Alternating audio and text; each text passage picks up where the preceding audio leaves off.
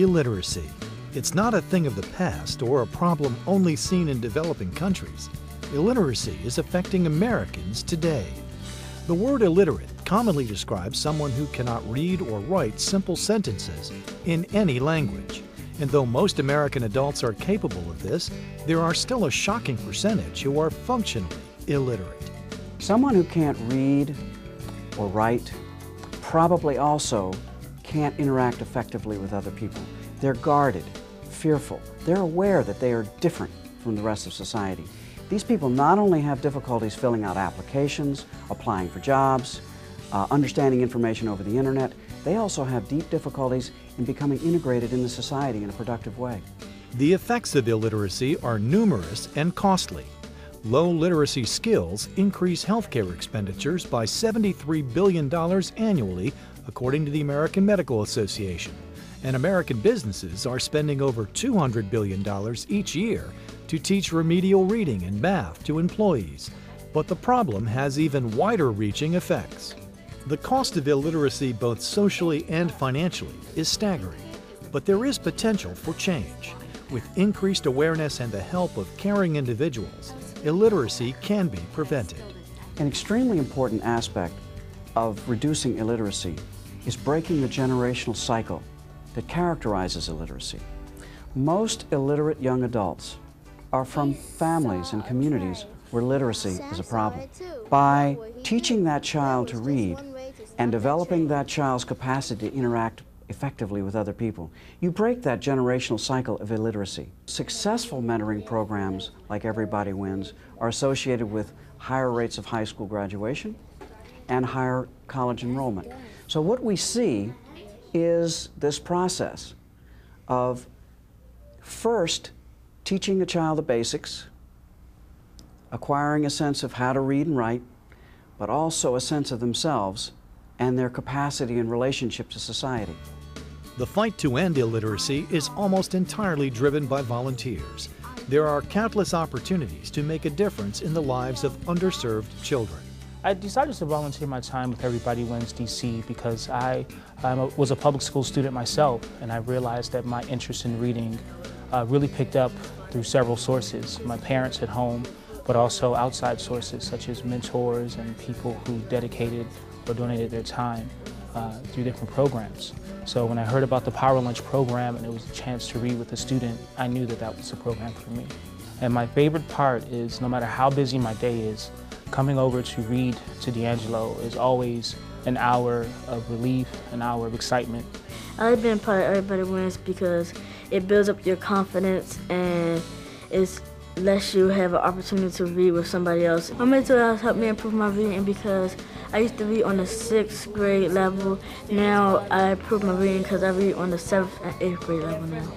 And yeah, I would want to be a mentor because I would want to help another kid improve their reading like Aaron did with me, so that they can have the same opportunity as I did. Everybody Wins DC is dedicated to promoting literacy through innovative reading programs designed to provide children with mentors and inspire them to succeed. Everybody Wins DC's mission is to pair students and reading mentors to instill a love of reading and learning and improve a child's self-esteem. And we do this during the lunch hour. We match a child and a reading mentor, and they come to the lunchroom and they read one-on-one, and it's fantastic. The Power Lunch program allows professionals the opportunity to read to and mentor each child during the lunch hour, improving literacy while providing students with positive role models at the same time. And all it takes is one child, one mentor, 1 hour, 1 day a week. Usually what will happen is I will meet with Richard 1 day a week, and it's for 1 hour, and it's during my lunch break as well as his, and we will meet at his school. When I arrive, the first thing that we normally do is catch up on his day, or actually his week, just anything that's going on for him as far as home life. He's got a new baby brother, so we'll talk about that, and any tests, anything going on at school, and then he'll begin to eat, and then I will begin reading. Usually not for very long because he's very eager and he wants to read, so he'll finish up his food and then, okay, my turn, and so he'll start reading, and he's a very good reader. We've been working together this is our 5th year, And I've been lucky to have the same child each year, and so I've really been able to watch his development and watch him grow. I grew up in a metropolitan area, and for me to be able to give back to that, to know that I can help out with them in that particular area of reading and academics is a great joy for me. I've always felt the need to want to contribute to a community that I live in or work in. I am a child of immigrants. I'm actually an immigrant myself.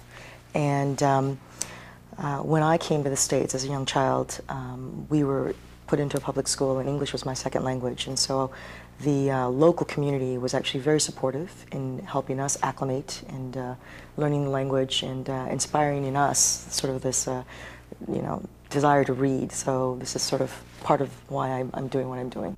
First of all, I think Everybody Wins is a great title because everybody does win.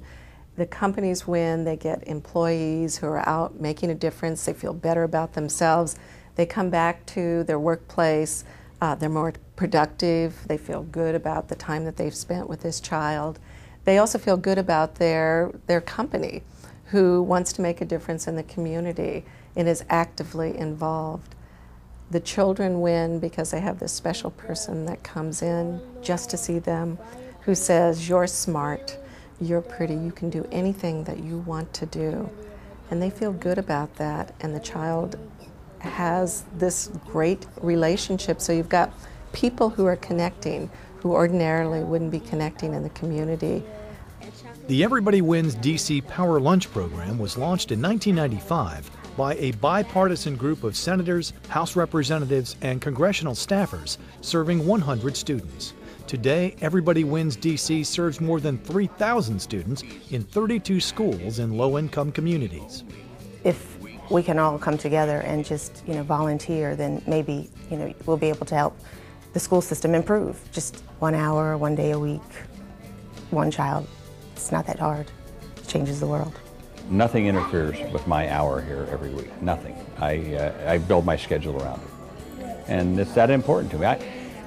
I just really like it. Drop everything and come and join this program. It's a wonderful, wonderful program, and it adds measurably to your life, and you add an important additional dimension to someone else's life. If we don't, as a country, as a community, as a society, if we don't give our children every chance to become better readers, including our children, and most importantly, even our children in at-risk schools, we're robbing the future promise of our country and our community.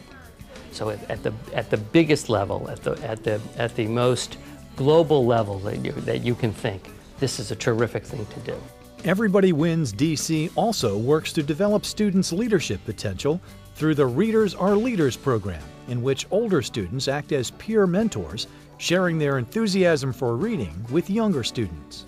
We work with our older partners and develop leadership skills, and what we see is the older partners, first of all, are stepping outside of themselves a little bit and working with a younger partner, which helps encourage the idea of community service. And they really gain a lot of self-confidence as they know that this little younger partner is there for them. And not only, they're not teaching them reading, but they're sharing their reading time together, but they're also there to be a role model. Well, my favorite thing is my little partner. He gets to read and I get to read. We both learn everything every day. We learn new things every day, every single day. I like reading with Maria all the time, and we have lots of fun together.